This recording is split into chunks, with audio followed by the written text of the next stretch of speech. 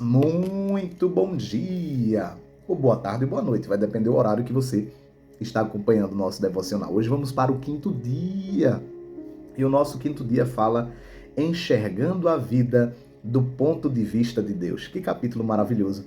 Devemos enxergar a vida do ponto de vista de Deus. Seja bem-vindo, se inscreve no canal, comenta, compartilha com alguém, porque essa palavra de hoje pode edificar a vida de alguém que está vivendo sem propósitos, para que essa pessoa repense sobre a sua própria vida e comece a viver de propósito. Tiago capítulo 1, versículo 14, a parte B, na versão NVI. O que é a sua vida? O que é a vida? O que é a vida? Depende do ponto de vista. Agora, a pessoa que tem o melhor ponto de vista sobre o que é a vida é o Criador da vida, o próprio Deus. Então nós temos que olhar para a vida do ponto de vista de Deus. Como é que Deus olha para a vida? O que é a vida para Deus? Nós não vemos as coisas como são, mas como nós somos.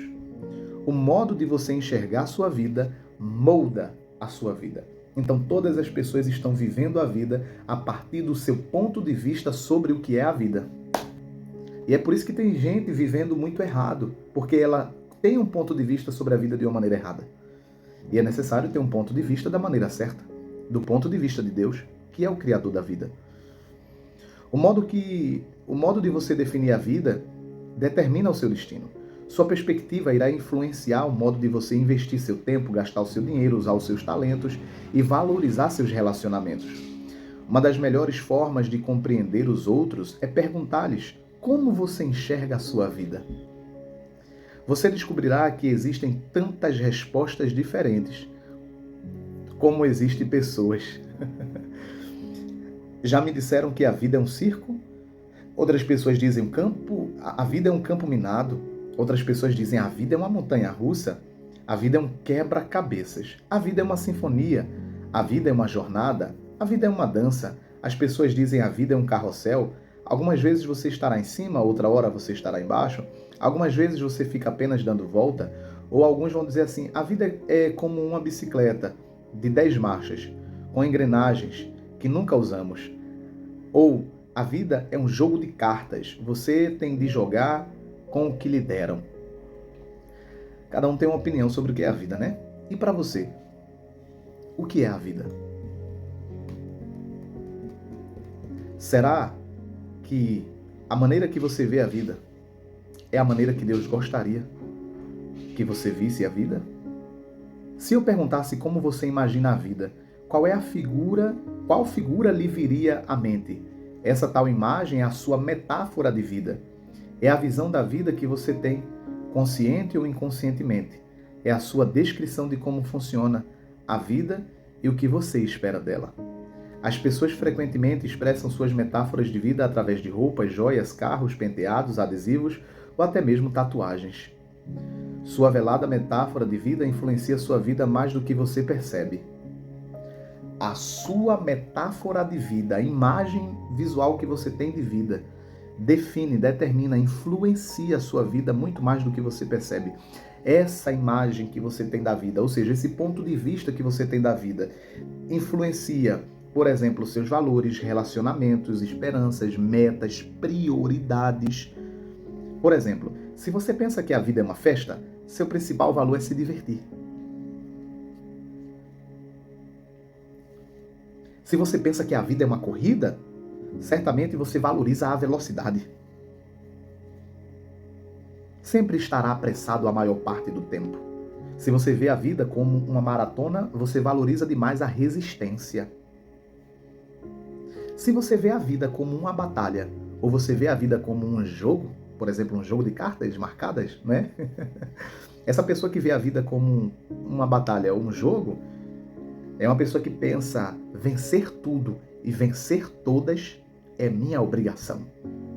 É uma pessoa extremamente competitiva. Está vendo que a forma que alguém vive está muito relacionado com o ponto de vista que ela tem sobre o que é a vida?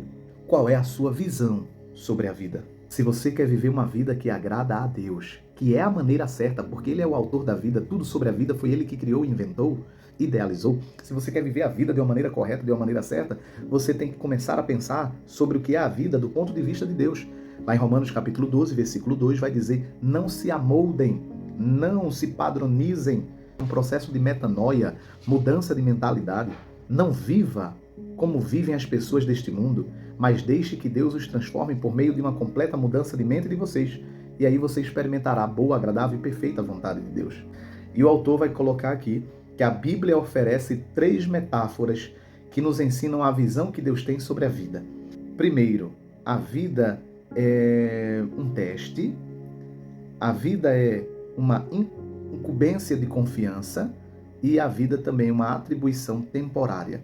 E ele vai começar a explicar, eu te aconselho a ler o capítulo de número 5 inteiro, tá certo?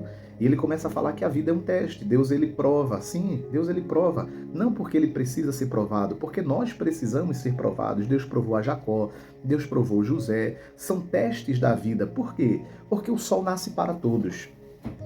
O sol nasce para todos. Mas eu te pergunto, todos seriam governador? Não. José passou no teste. O sol nasce para todos, mas todos seriam rei? Não. Davi passou no teste. Você compreende isso?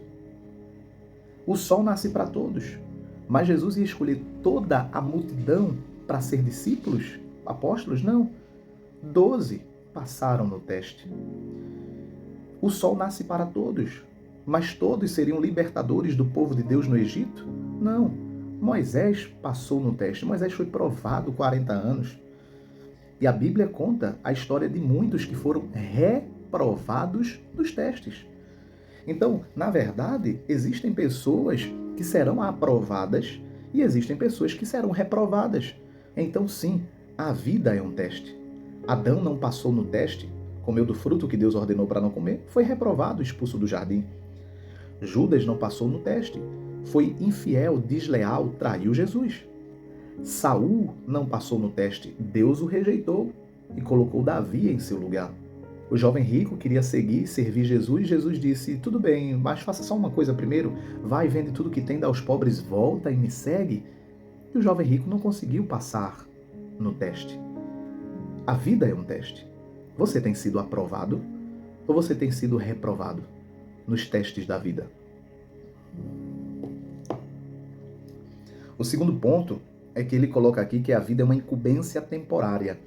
É verdade que a vida é uma incumbência de confiança. O que é isso? Deus ele te deu a vida, Deus soprou em você o fôlego de vida e ele te deu uma incumbência de confiança. Já percebeu que ele te deu uma família para cuidar? Já percebeu que ele te deu filhos para criar? Já percebeu que ele te deu dons e talentos para você administrar? Eu gosto de chamar essa incumbência de confiança de mordomia cristã. Então Deus ele confiou coisas a você para você gerir, para você administrar. Por exemplo, qual foi a incumbência de confiança que Deus deu a Adão? O jardim, sua esposa. Adão ele tinha que cuidar daquilo. Adão era o mordomo do jardim, era o administrador do jardim. Deus era o criador, Deus é o criador, mas Adão era o senhor do jardim. Era o mordomo do jardim. Então Deus te deu a tua própria vida para você cuidar.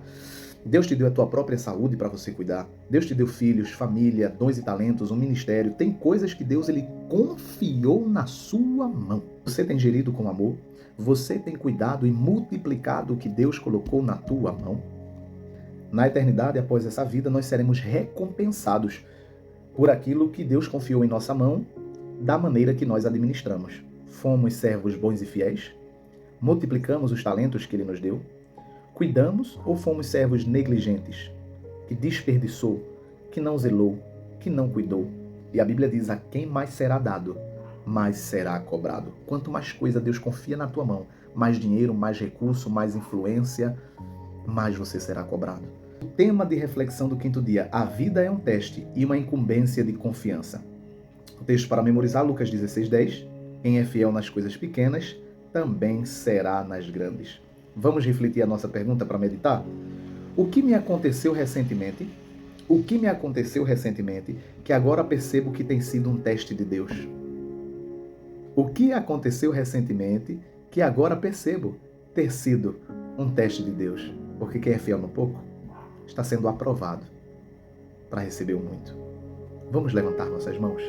Pai, obrigado por essa compreensão, por esse entendimento, que venhamos viver essa vida a partir do teu ponto de vista, porque o Senhor é o Criador da vida, o Senhor é o Todo-Poderoso, Em nome de Jesus, nos dá sabedoria, compreensão, revelação, inteligência para viver a vida com propósito e de propósito, sabendo que aquilo que o Senhor nos dá, nós temos que cuidar e fazer multiplicar. Em nome de Jesus. Até amanhã.